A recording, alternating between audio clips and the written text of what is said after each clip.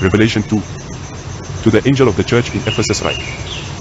These are the words of him who holds the 7 stars in his right hand and walks among the 7 golden lampstands.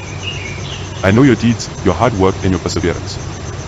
I know that you cannot tolerate wicked people, that you have tested those who claim to be apostles but are not, and have found them false.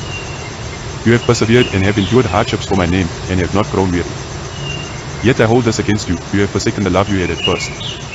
Consider how far you have fallen. Repent and do the things you did at first. If you do not repent, I will come to you and remove your lampstand from its place. But you have this in your favor, you hate the practices of the Nicolaitans, which I also hate. Whoever has ears, let them hear what the Spirit says to the churches.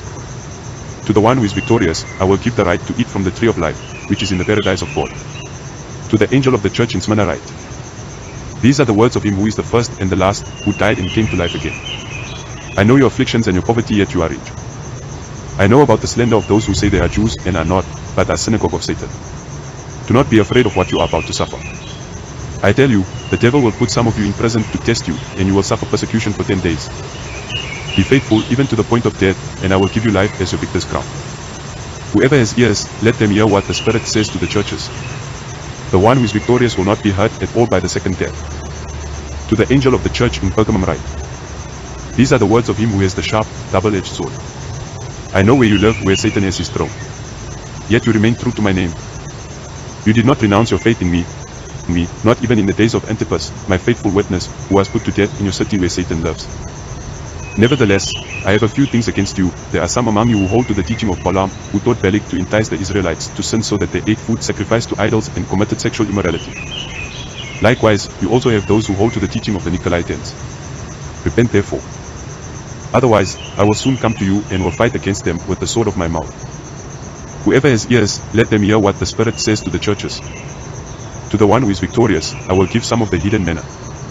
I will also give that person a white stone with a new name written on it, known only to the one who receives it. To the angel of the church in Thyatira write. These are the words of the Son of God, whose eyes are like blazing fire and whose feet are like burnished bronze. I know your deeds, your love and faith, your service and perseverance, and that you are now doing more than you did at first. Nevertheless, I have this against you, you tolerate that woman Jezebel, who calls herself a prophet. By her teaching she misleads my servants into sexual immorality and the eating of food sacrificed to idols. I have given her time to repent of her immorality, but she is unwilling. So I will cast her on a bed of suffering, and I will make those who commit adultery with her suffer intensely, unless they repent of her ways. I will strike her children dead.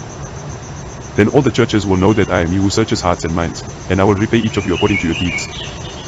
Now I say to the rest of you in Thyatira, to you who do not hold to her teaching and have not learned Satan's so-called deep secrets, I will not impose any other burden on you, except to hold on to what you have until I come. To the one who is victorious and does my will to the end, I will give authority over the nations, that one will rule them with an iron scepter and will dash them to pieces like pottery, just as I have received authority from my Father. I will also give that one the morning star. Whoever has ears, let them hear what the Spirit says to the churches.